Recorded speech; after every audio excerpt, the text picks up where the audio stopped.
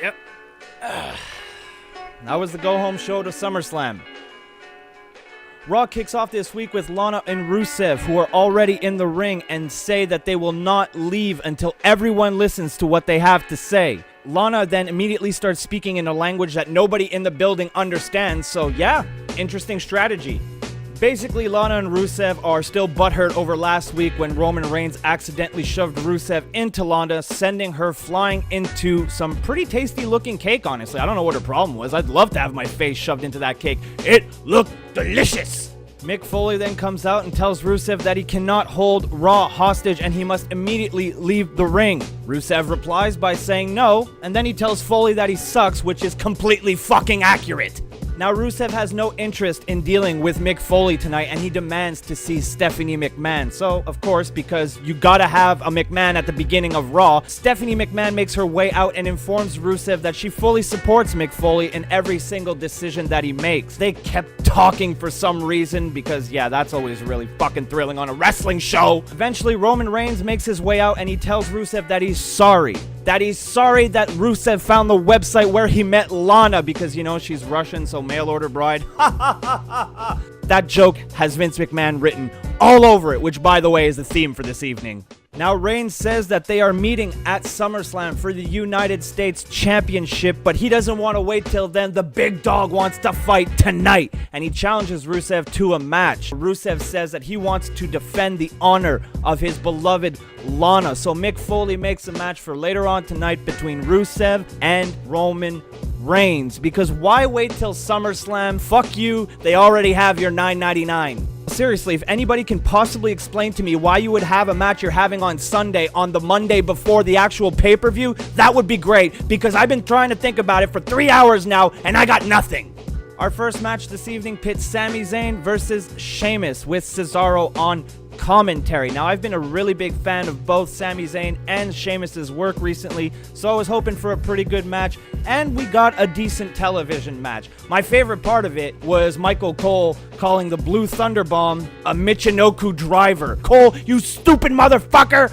Now, Sheamus spent most of his time on offense here, but Sami Zayn, the scrappy underdog, did manage to fight his way back into the match once or twice, but it looked like Sheamus was going to run away with it until Cesaro distracted him, giving Sami Zayn the opening to hit a haluva kick for the 1-2-3. Your winner for the first match this evening, Sami Zayn.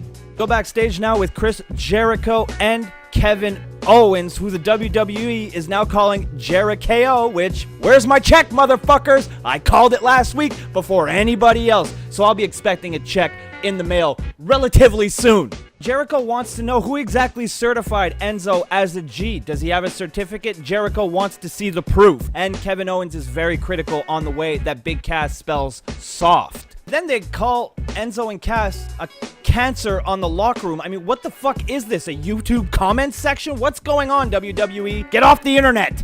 I still maintain these two together are a perfect pair. They're hilarious. They play well off of each other. And I still, guys, I'm not going to shut up until I get it, so get used to it. But I still want to see a buddy comedy featuring Jericho and Kevin Owens. It's a license to print money, guys. Just listen to me! Still backstage, we got Cesaro and Sheamus who are brawling backstage. Referees are desperately trying to keep them separated, and all of a sudden Mick Foley intervenes and makes a best-of-7 series between the two to prove which one is better, with the first match taking place this Sunday at SummerSlam. Our next match is between the New Day and the Dudleys. Now, before the match starts, we get Anderson and Gallows up on the Titantron microwaving an egg. See, the egg is supposed to be Big E's testicle because Vince McMahon is a senile dumbass. No, seriously, the guy's like 70 years old and he still thinks it's funny to compare eggs to testicles. How this man became a success, I'll never fucking know. As far as the match goes, Devon accidentally hit Bubba Ray with a clothesline, Kofi Kingston hit him with Trouble in Paradise, and the New Day won! Hooray! Another, 4-minute match. I love wrestling matches you can really sink your teeth into and enjoy. Oh yeah, and then after that, the club came out and made more testicle-related puns because it's more interesting to talk about balls than to actually watch wrestling on a wrestling show! Oh wait, sorry.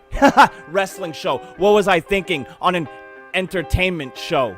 Go backstage once again, but this time with Seth Rollins, who is looking for the Demon King, aka Finn Balor. Now, instead of Balor, he finds Neville, which, woof, what a downgrade. Basically, Neville tells Seth Rollins that he's not ready to face the Demon King.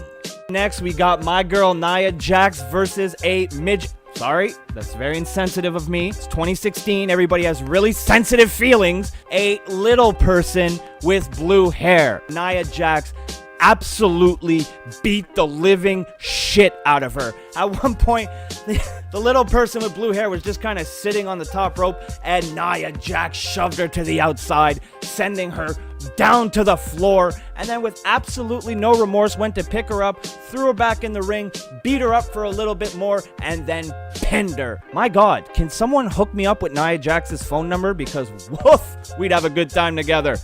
Apparently woof is my new catchphrase. Up next, we have the completely natural and not artificially enhanced at all, Brock Lesnar, and the master of the microphone himself, Paul Heyman. Now, Heyman is about to cut one of his trademark fantastic promos when he's interrupted by Heath Slater, who informs everyone that if Heath Slater can beat Brock Lesnar tonight, he will win a Raw contract. Now, in a rare moment of compassion, Brock Lesnar says that he understands the struggles that Heath Slater is facing. That is right before telling him he doesn't give a shit about his kids.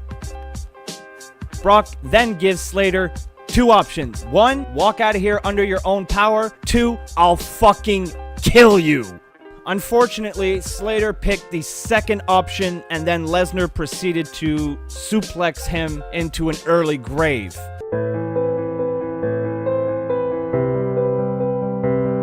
Now, after the homicide, Paul Heyman cut a promo and sold SummerSlam like only he can, stating that Randy Orton has absolutely no chance at beating Brock Lesnar this Sunday. Up next, we got my boy Kevin Owens going up against Big Cass. Now, KO started this match the way he starts every match, in complete control. The two went back and forth for a while, that is until Chris Jericho got involved and got Kevin Owens disqualified. But KO didn't really care about all that. Tonight was about one thing, and that was beating down Enzo and Cass. Mission accomplished by two good Canadian boys. Oh, and Big Cass, it doesn't matter how tall you are if you're flat on your back.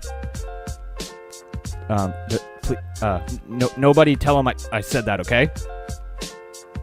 Backstage once again with Roman Reigns, who's trying to give an interview when he's suddenly attacked by Rusev. Now, Rusev spent quite some time throwing him into hard metallic objects and launching him onto tables. I miss backstage fights. They're always fun to watch.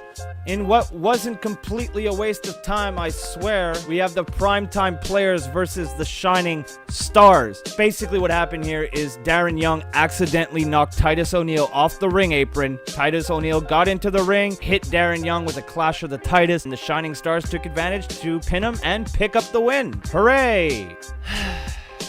Jinder Mahal versus Neville. Neville hit the red arrow and won the match. Does anybody care?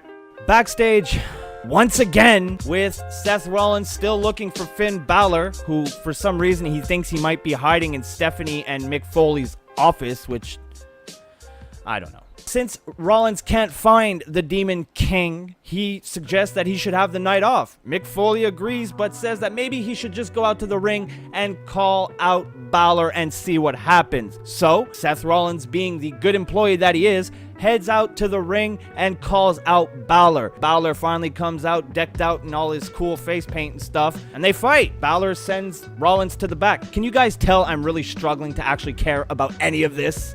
Next, we got the Golden Truth versus the Club. Now, the Club easily picked up the win here, but the real story was after the match when Kofi Kingston and Xavier Woods gave the Club a little taste of their own medicine by attacking them after their match. Now, the New Day attempted to hit a grown man in the testicles with a trombone. This has Vince McMahon written all over it. He is obsessed with testicles, and it's bleeding into the product. Fuck this show. The shitstorm continues.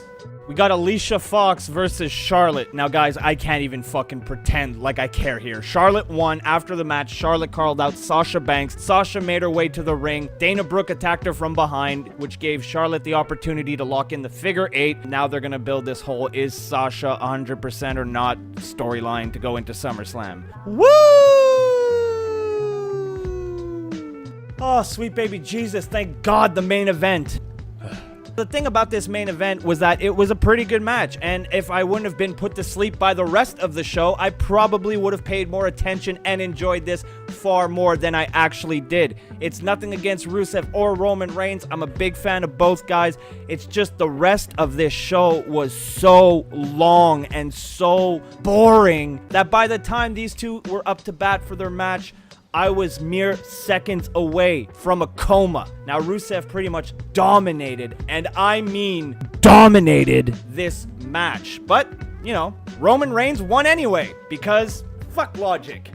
There you have it, guys, my Raw reactions for the week. Now, this was one terrible edition of Monday Night Raw. If I wasn't a hopeless mark, there is absolutely no way I would check out SummerSlam after this Raw. One thing that I felt really weird is that their emphasis seems to be on the United States Championship with the Universal Championship, which is supposed to be their big new title, in the background. So I don't know what the hell's going on there. I don't think they know what the hell's going on there. They probably don't even have a belt design yet. Nobody knows what they're doing. It's a blind man driving a car in the WWE.